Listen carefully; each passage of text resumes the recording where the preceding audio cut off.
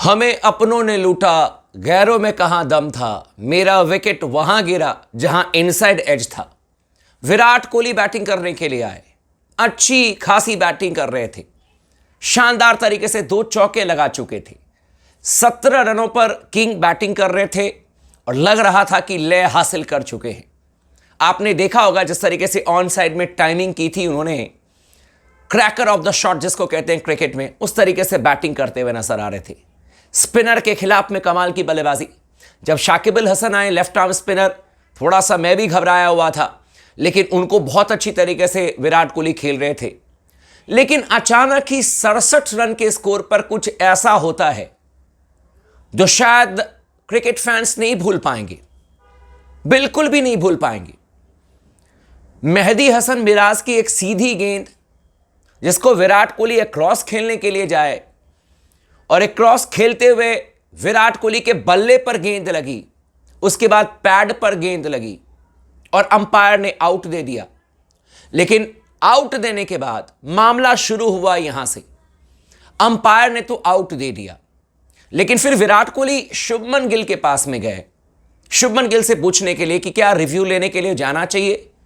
The Prince of Indian cricket Shubman Gill को लगा कि नहीं, गेंद जो है वो सीधी विकेट पर लग रही है, ऐसे में रिव्यू नहीं लेना चाहिए।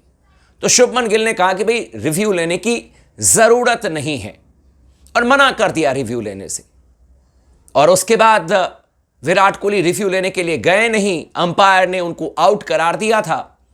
उधर 5 second, 4 second, 3 second, 2 second, 1 second, सब कुछ फिनिश, खत्म।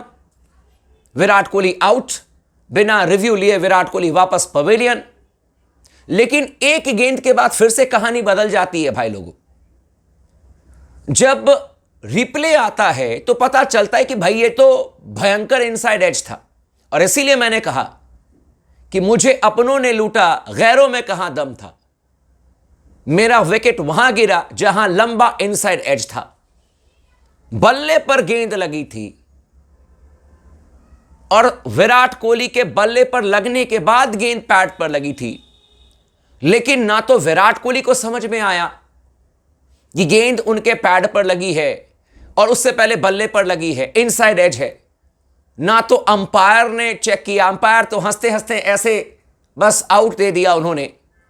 और शुभमन गिल, उन्होंने कहा कि नहीं नहीं, अब यहां पर रिव्यू लेने की जरूरत नहीं है, आप तो बिल्कुल सामने पकड़े गए हैं, आप तो आउट हैं, अब आप वापस पवेलियन जाइए। विराट कोहली, आप तो आउट हैं, अब आपको रिव्यू लेने की कोई जरूरत नहीं है। विराट कोहली करते तो क्या करते बीच मझधार में, अब जबरदस्ती तो रिव्यू लेते नहीं, क्योंकि नॉन स्ट्राइकर एंड पर शुभमन गिल ने तो मना कर दिया रिव्यू लेने से। उन्होंने कहा कि ठीक है भाई, आउट है तो चल जाते हैं, वापस पवेलियन चले जाते हैं। लेकिन जैसे मैंने कहा कि एक गेंद के बाद ही दूध का दूध पानी का पानी हो गया। विराट कोहली नॉट आउट थे, इनसाइड एज। गलती विराट कोहली की खुद भी है कि भाई आपको जब पता नहीं चला तो आप दूसरों से क्या उम्मीद करते हैं। अगर आपको ही पता नहीं चला कि मेरे बल्ले पर गेंद लगी है तो क्या शुभमन गिल और क्या अंपायर करते।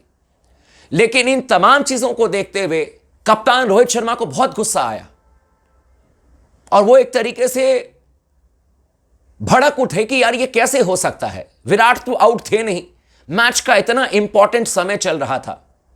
विराट अगर टिके रहते, आज 2 विकेट के नुकसान पर अगर भारतीय टीम ने 81 रन बनाए होते और जिस तरीके से 308 रनों की हमारे पास में लीड है, कल विराट कोहली का ऐतिहासिक दिन हो सकता था। टेस्ट मैच में 30वां शतक लगा सकते थे विराट कोहली। लेकिन फिर वही बात आ जाती है कि हमें तो अपनों ने लूटा, गैरों में कहां दम था। मेरा विकेट वहां गिरा जहां लंबा सा इनसाइड एज था और विराट कोहली आउट होकर के वापस पवेलियन चले गए। अब हम अंपायर को क्या कहें, हम शुभमन गिल को क्या कहें और क्या ही कहें अब रोहित शर्मा को, और रोहित शर्मा किसको क्या कहेंगे। यहां पर विराट कोहली को खुद जब पता नहीं चला कि इनसाइड एज है तो शुभमन गिल क्या करेंगे और अंपायर क्या करेंगे। अंपायर को भी लगा कि भाई गेंद तो सीधी सीधी है, और यह बात तो फैक्ट थी कि मेहदी हसन की गेंद बिल्कुल सीधी थी, स्टंप की लाइन में थी। अगर विराट कोहली को ही पता नहीं चला कि यार इनसाइड एज है तो इसमें कोई कुछ नहीं कर सकता था। लेकिन अब क्या कहा जाएगा, किंग के बल्ले से मात्र 17 रन निकले, जहां पर कि वो आज बड़ी पारी खेल सकते थे। आज कहने का मतलब कि अगर नाबाद रहते तो कल जरूर खेल लेते।